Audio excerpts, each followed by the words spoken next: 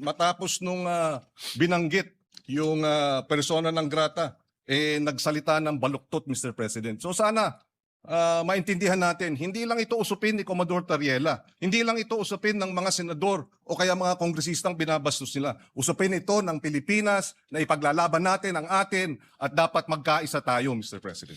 Pare-pareho po tayo sa posisyon na yon, Mr. President. Ang sinasabi ko lang, kailangan bang magkapatutsadahan ng walang katapusan? Ang pag-init po ng sitwasyon ay hindi po nakakabuti sa ating dalawang bansa. Walang katapusan na patutsadahan. Paano po natin kakalmahin? O halimbawa, paano natin papatay ng sunog sa isang bagay na susunog? Yun po ba'y bubuhusan natin ng gasolina? O kailangan natin sabuyan ng malamig na tubig? Mr. President, ang sinasabi ko lamang po, bakit po kinakailangan kasing gumawa pa ng mga caricature at sasabihin na ang presidente ng China ay bully? Siguro po, Mr. President, ang may mumungkahi natin, hindi po tayo kasi magpa-profit from these experiences.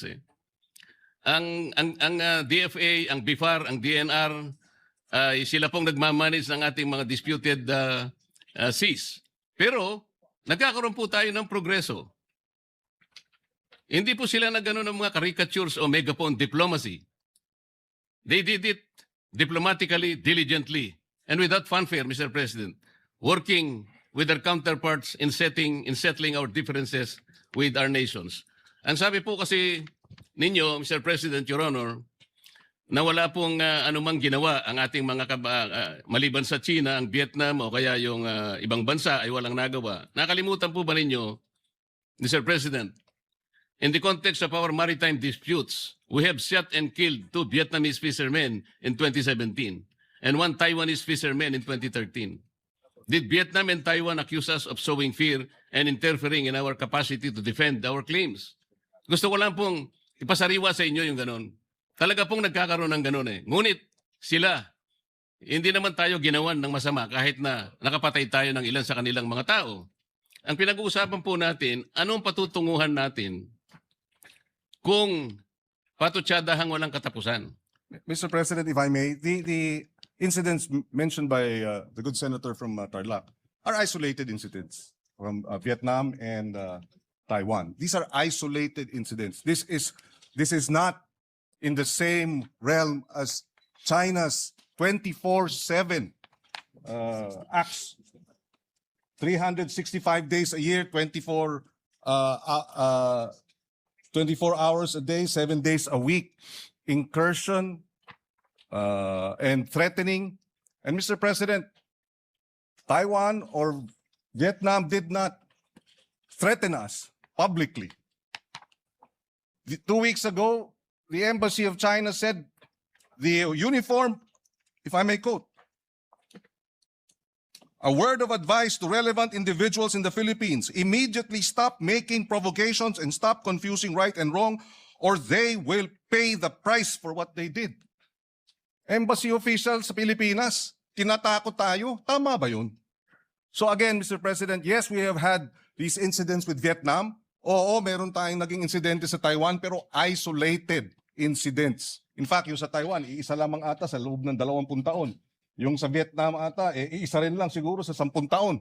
Hindi iba. Sa China, araw-araw tayong hinaharas, araw-araw tayong nandyan, nagtayo na nga ng kanilang airport, artificial islands, lantaran, Mr. President. So, apples and oranges ang pinag-uusapan yung insidente natin with our neighbors like Vietnam and Taiwan compared to China.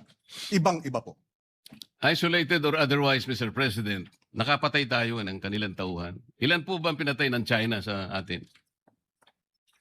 Meron po ba? Well, Mr. President, may naputulan ng hinlalaki. At yung 22 sinagasaan ng Chinese vessel at iniwanang mamatay, kung hindi sinalba ng Vietnamese fishermen, namatay na yung mga yun.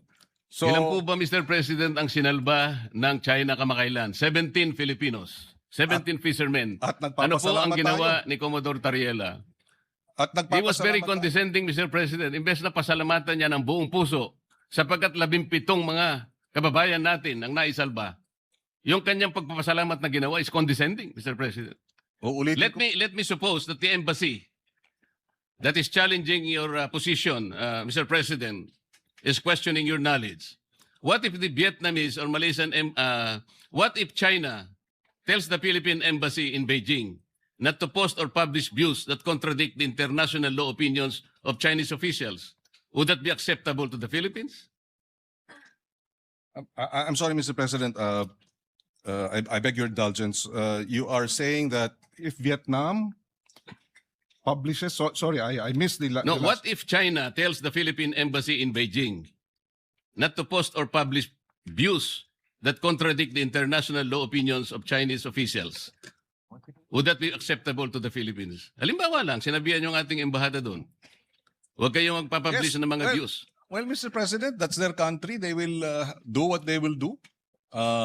They will, in fact, there is no freedom of the press in China, Mr. President. So, if the government does that, then we will have to respect their position because we are merely guests in China, just as they are merely guests in the Philippines, Mr. President. I would disagree, Mr. President. That will be unacceptable to me. Another question. The Philippine Embassy in Beijing assists the Philippine Coast Guard and DND in monitoring Chinese vessels in the West Philippine Sea. Have you heard China complain that this essential work of the Philippine Embassy interferes with Chinese internal affairs? Mr. President, whether they complain or not, they're already in our exclusive economic zone. I'm sorry, but I'm trying to understand the position of the good gentleman in his defense of China and their position. I am not defending China, Mr. President. I said, sinabi ko na kanina, ang ating discussion ngayon is not in defense of any other countries. We are defending Philippine interest. Ang pangyayari lang, kailangan nating linawin, ano ba talagang pinagtatanggol natin? Kung hindi po tayo nakatitiyak kung anong area ang pinagtatanggol natin, hindi po malinaw. Pati paggasta natin ng budget, kung alin ang dedepensahan natin, yun lang ang punto rito eh. At pinaliliwanag ko kanina pa sa pamagitan ng mga mapa, hindi po nagkakaroon ng positibong resulta sa ating bansa, yung pagbabangayan. Nakita na po natin, the South China Sea is rich in mineral deposits, in oil and gas. Nauhuli na po tayo dahil patutsadahan ng patutsadahan. Bakit nagawa po ng ibang bansa? Bakit hindi po natin magawa? Dahil nga po sa walang katapusang patutsada. Tingnan po natin ang West Philippine Sea, Mr. President. Ang sabi po natin, wala pa po kasi sa mapa. Bakit po wala sa mapa, Mr. President? Kasi po hindi ginagawa ng ating mga ahensya ang dapat gawin. Ang sabi po kasi sa Administrative Order Number 29, which was issued on September 5, 2012, more than a decade ago. Sabi po sa Section 3 ng Administrative Order 29, the National Mapping and Resource Information Authority, NAMRIA, shall produce and publish charts and maps of the Philippines reflecting the West Philippine Sea in accordance with this order. And finally, on November 8, 2024, the National Mapping and Resource Information NAMRIA committed to release a new Philippine map that includes the West Philippine Sea. But up to now, regrettably, Mr. President, this remains unfulfilled. Bakit hanggang ngayon ay wala pa ring mapa? What specific obstacles have prevented the production and publication of this map for over 10 years? Does NAMRIA dispute that Section 3 uses the word shall indicating mandatory and not a discretionary duty? Mr. President, kung wala po tayong mapa na maibibigay sa IHO at madideposit sa United Nations, hindi po kailanman uusad ang ating itinataguyod na sana mailagay sa mapa ng mundo ang West Philippine Sea. Mr. Bakit President, hindi po natin, Mr. President, paano po natin may pagtatanggol ang teritoryo kung wala tayong malinaw na mapa, Mr. President? Mr. President, nabanggit na natin ito kahapon. Bumabalik tayo ulit doon sa usapin na ito. Pero babanggitin ko ulit, Mr. President. Maliwanag, Mr. President, na under Republic Act 9522, yung baseline law, Republic Act 12064, Philippine Maritime Zone Act, at yung AO 29, maliwanag na in-identify ang West Philippine Sea. Diyan nakasaad yung extent ng West Philippine Sea. It has been sufficiently and defined by these three government instruments and laws, Mr. President. So, hindi ko maintindihan bakit dahil walang meets and bounds, etc., ay ibig sabihin wala tayong maaring mahina ang ating claim. I beg to disagree, Mr. President. In fact, under our laws, meets and bounds refer to the baseline of 200 nautical miles. From baseline, 200 nautical miles ang ating exclusive economic zone. Merong 12 miles territorial sea, 24 miles contiguous zone, and so forth. Yun ang UNCLOS, Mr. President. Kaya hindi ko naintindihan bakit pinipilit itong pag-define ng meets and bounds ng West Philippine Sea kung na-define na. Besides, Mr. President, ayon sa UNCLOS, yung purpose ng pag-submit when UNCLOS obliges states to show the coordinates of maritime zones and submit and deposit the same, it is only for the purpose of publication and information. And it is made a condition, it is not made a condition sine qua non for entitlement. This is, Mr. President, UNCLOS Article 16, 75, and 84. So, hindi ibig sabihin dahil hindi natin nasasamite sa UNCLOS, gaya ng nabanggit ng ating butihing senador, na wala na tayong kapangyarihan o lakas o basehan para ipaglaban yung West Philippine Sea, Mr. President. It is only for purposes of publication and information.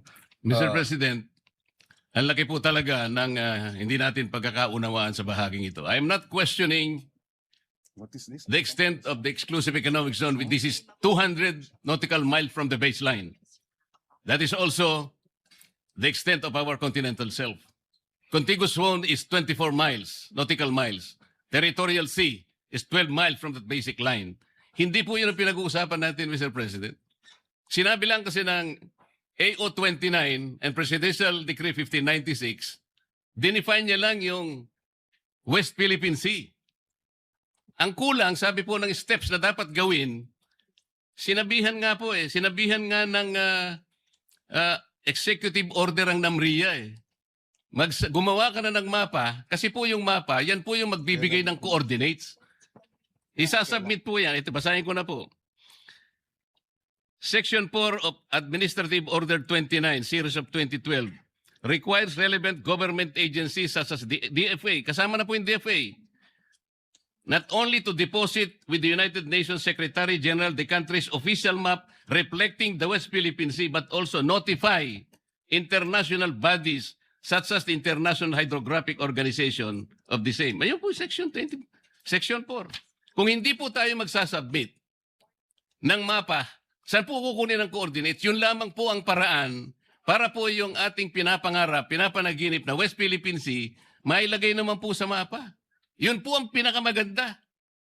At pagkatapos nating mailagay sa mapa, lalakas po lahat ang ating paninindigan dahil nakalagay na po sa mapa eh. Kahapon po pinakita ko yung South China Sea. Hindi po ibig sabihin na yung South China Sea, sa China po yun. Hindi po, pangalan lang yun eh. Yung 6.1, yun ang chapter po doon sa S-23 para basahin po ninyo at makita ang coordinates. Wala po tayong pinagtatalunan tungkol dito. Hindi ko po kailanman dinidepensa ng China. Gusto kong palakasin ang ating paninindigan dito. Bakit hindi po tayo magkaintindihan? Napakasimple lang nun.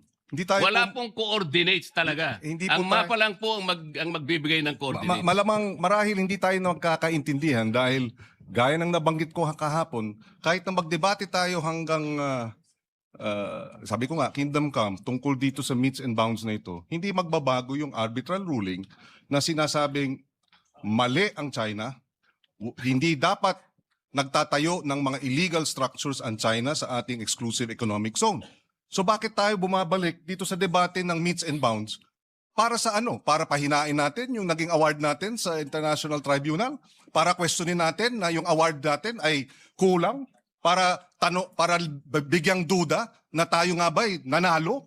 Hindi naman po siguro. Panalo tayo, binigay sa atin yan. At hindi tayo mananalo kung hindi maliwanag ang ating mga karapatan at ang ating exclusive economic zone kahit na hindi pa nade-determine ang meets and bounds. Dahil yon ang sinasabi ng UNCLOS. UNCLOS ang basehan ng ating pagkapanalo. Walang pinag-uusapang meets and bounds sa usapin po nung determination ng ating exclusive economic zone, Mr. President. Sana po, kung maintindihan ng ating butihing senador yun, hindi tayo magkakaroon ng ganitong hindi pagkakaunawaan. Binanggit po ninyo kahapon yung Administrative Order 29 at saka yung Republic Act 12064. Ang sabi po ninyo, doon makikita yung mga coordinates. Basahin po ninyo kung merong Hindi coordinates po doon. natin Wala po. sinabing doon po makikita ang coordinates. Ang sinabi po natin ay nakadefine doon ang ating ang West Philippine Sea. Dinefine nga po, Mr. President, na pinag-uusapan, paano maitatala nga po sa mapa? Ayaw po nating itala sa mapa, Mr. President. Yun lang po ang punto eh. Binabanggit kasi natin at sa batas natin, ni-require po ang NAMRIA at ni-require din ng DFA na mag-submit ng mapa hanggang ngayon. 12 years na po ang nakararaan. Ba't hindi po natin maitala? Point of information, Mr. Napaka-importante po na magkaroon. Just for the information of the good senator, 2024 meron na pong mapa ang NAMRIA. So hindi totoong wala pang Ang sinasabi ko po, Mr. President, hindi po sinasubmit sa mga kinauukulang dapat hindi po, ang ipag-submit. sinabi po ninyo wala pang mapa. Iba po yung hindi sinasubmit. Kahit na may mapa po, kung hindi nyo sinasubmit, hindi rin po tayo Pero magtatagumpay sa correction lang ating po. paninindigan na maitala natin po sa pandaigdigan talaan ng mga dagat ang West Philippine. Hindi po ba importante sa inyo na maitala natin ang West Philippine Sea? Mr. Point of information, Mr. With the President. indulgence of Senator Pangilinan, Senator Risa Ontiveros, you're recognized. Salamat po, Mr. President. Tama po si Senator Pangilinan. Ang totoo po, dun sa mapang itinatanong ng mabuting Ginoo, NAMRIA has prepared the maps anchored on the newly signed Philippine Maritime Zones Act and Philippine Archipelagic Sea Lanes Act and complying with UNCLOS and is awaiting the final implementing rules and regulations for publication. So nandun na po, Mr. President, ang mapa. Salamat po, Mr. If I President. may likewise add, Mr. President, ito ay the information relayed to us by Dr. J. Batumbakal. He's the director of the UP Law Center, Institute for Maritime Affairs and the Law of the Seas. And he says, and I quote, when UNCLOS obliges states to show the coordinates of a maritime zone on charts of appropriate scale and to deposit them with the UN Secretary General, Article 16, 75, and 84, it is only for purposes of publication and information and is not made a condition sine qua non for entitlement to the maritime zone concerned. In fact, even before UNCLOS was open for signature, states fully recognized the entitlement of other states to territorial seas, even without published coordinates. Deposits of charts containing the coordinates of the UN does not create any legal effect and does not imply approval by the UN. The UN is not a register of deeds for maritime zones of states. The absence of legal effect of deposit is clearly provided for even in the UN website. So yung ang inaalala ng ating ginoong Senador Marcoleta ay hindi nakakadagdag ng legal entitlement ang pagdeposito sa UN Secretary General under Articles 16, 75, and 84 of the UNCLOS.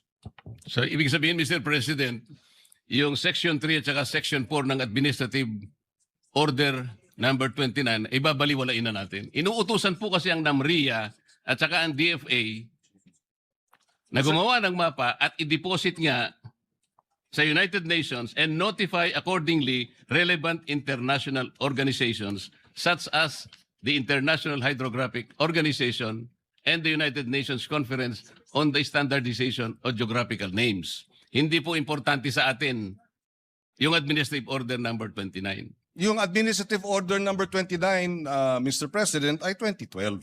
Yung Republic Act 12064, yung Philippine Maritime Zones Act, ay 2024. So superseded na yung binabanggit na provision ng RA 12064.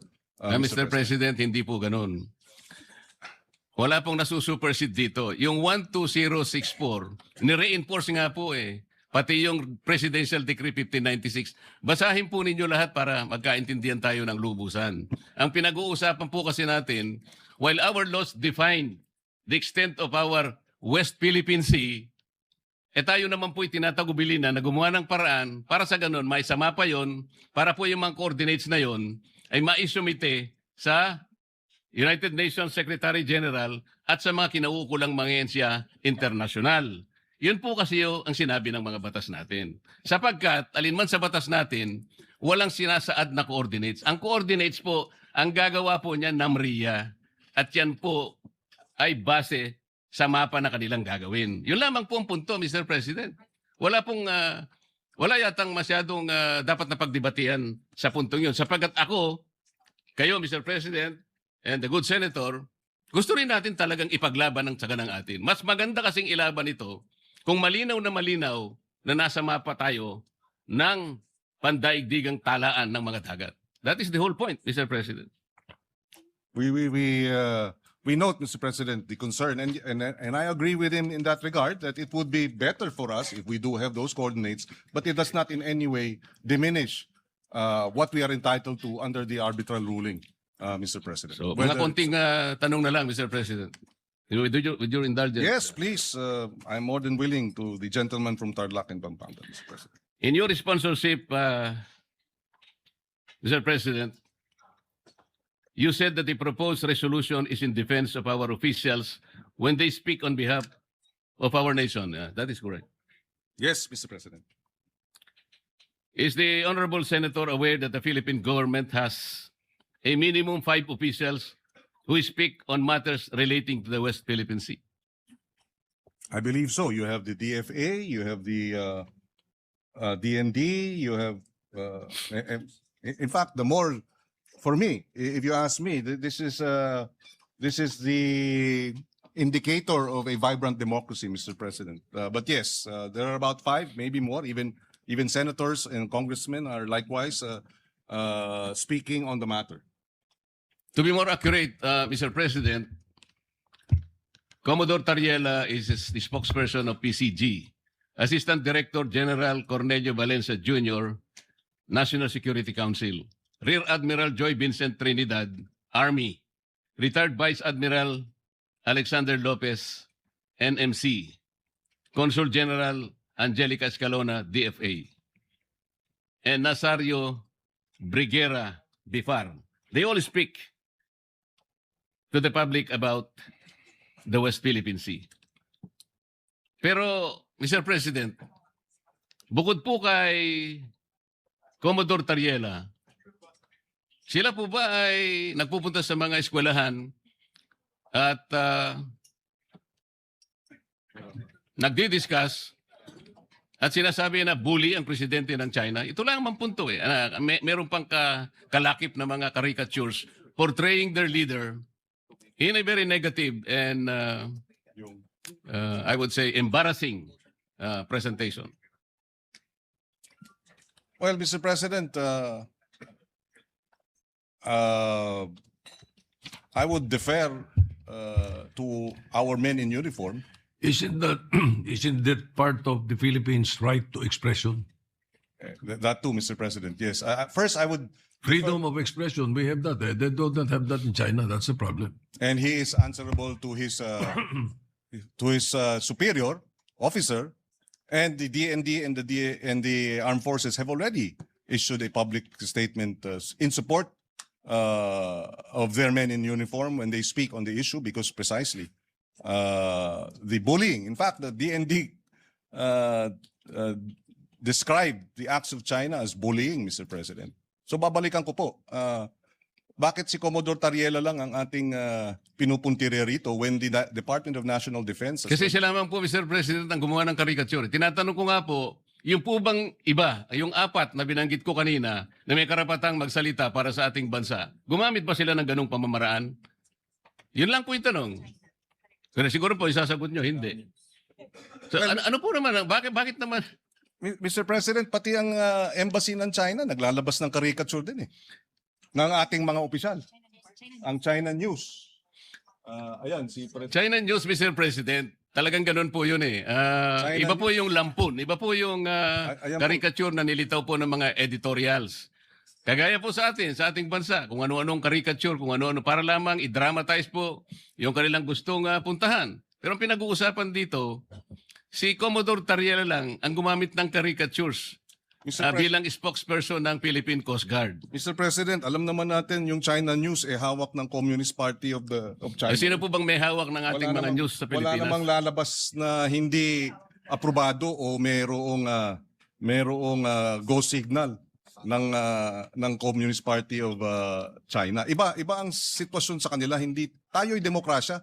At ang punto natin, Mr. President, totoo, wala dun sa 5, pero ang ahensya mismo, ang DND na mismo at ang Armed Forces of the Philippines ang nagsabing they support the statements of their men in uniform. In fact, uulitin ko kasi nabanggit ko na kanina. Ulitin natin, no? Sabi nila, it was reported that the spokesperson of the Chinese Ministry of Foreign Affairs made a statement containing the following, quote unquote, certain Philippine Uniformed Service members driven by personal political motives. Doon pa lamang, Mr. President, lahat tayo rito, parliamentarians tayo, alam natin, it is unparliamentary to question motives, Mr. President, when official action is being undertaken or official decisions are made or proposals in parliamentary proceedings. So, sumagot ang Department of National Defense. Ay, ulitin ko, the DND and the AFP strongly condemn such an affront to any of its members. So kung pupuntiryan natin si Commodore Tariela, dinedepensahan na nga. They consider it an affront. The DND and the AFP have considered the statement of China as an affront to any of its members. Tapos tayo sasabihin natin, teka muna, hindi dapat.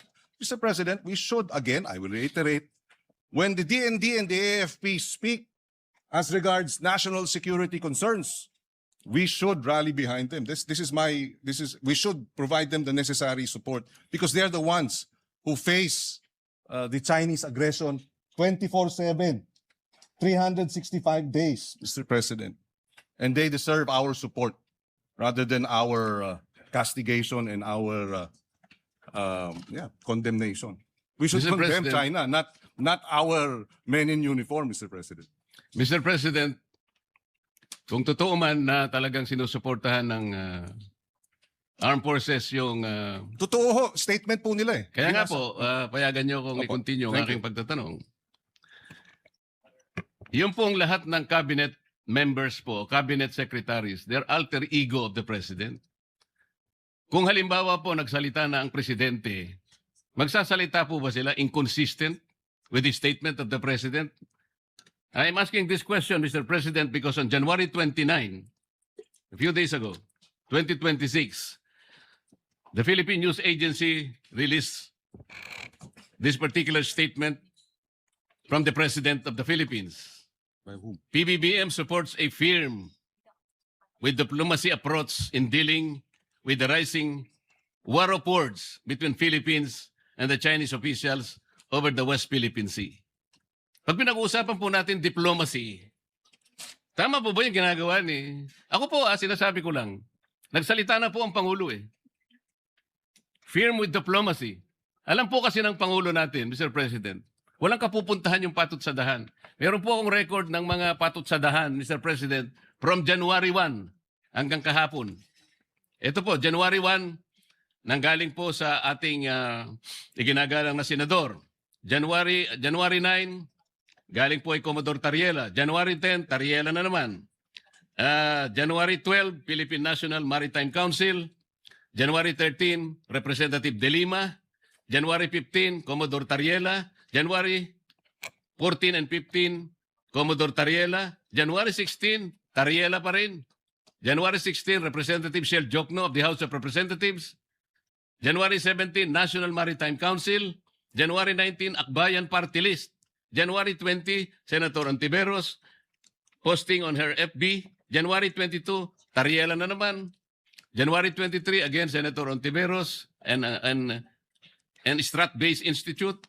January 23 again, nasama po kayo, Senator Kiko. January 24, Tariela na naman. Napakarami po, 3 yung kay Tariela on January 24. January 25, Senator Erwin Tulfo, January 26, si Tariela na naman po. January 27, si Tariela na naman po. Sa tuwing ganito ang ginagawa natin, sagot ng sagot po ang Chinese Embassy. So wala na pong katapusan na pag-iringan at pasaringan na po ito, Mr. President. Ito po bang tagal ng pagpapatutsadahan na to, Mr. President? Nakakahuli po ba tayo kahit na ilang kilong galunggong lang sa West Philippine Sea? Bumababa po ba ang presyo ng bilihin ng dahil sa patutsadahan na ito? Ito po ba'y makakatulong sa atin? Kagaya po ng pinost ko kanina, yung po bang nasusunog na gusali? Para mapatay mo yon, sasabuyan mo ba ng gasolina? O bobombahin mo ng tubig na malamig, Mr. President? Ito lamang po ang pinakapunto rito eh. Mr. President, wala po akong ginagawa para depensahan ang China. Ang ginagawa ko po para magkaisa tayo, hanapin natin ang talagang paraan, paano natin lalong palakasin ang paninindigan na to at magsimula tayo. Sana po maitala natin sa lalong madaling panahon yung mapa ng West Philippine Sea at magkaisa tayo ngayon. Ipilit natin yun. Pero kung wala pa po yun, yun nga po, puro ang tinatawag po natin ay megaphone diplomacy na hindi po nakakatulong kahit paano natin kwentahin, Mr. President. Maraming salamat po, Mr. President, at maraming salamat sa inyong panahon, good Senator. At sana sa mga susunod pang panahon ay makapiling natin ang mga ilang taong binanggit sa kapulungan ito para magkaroon po tayo ng kahit na seminar lang. Lalo po nating mapag-aralan kung saan tayo nang gagaling sa lahat ng panig, Mr. President. Thank you. Maraming salamat sa ating ginoong Thank you. Kabalin from Tarlac and Pampanga. We may disagree with a number of his views, but we will agree to disagree with respect. Maraming salamat, Mr. President. Thank you. I would just like to find out kung sino yung naglista at kumuha ng listahan ng mga sinasabi laban sa China na napakarami. Saan kaya galing yan? Nilista lahat ng sinasabi laban sa China kung sino man yun. Matindi, no? Baka nire-report po sa Beijing. Siguro, baka Chinese Embassy siguro. Alright.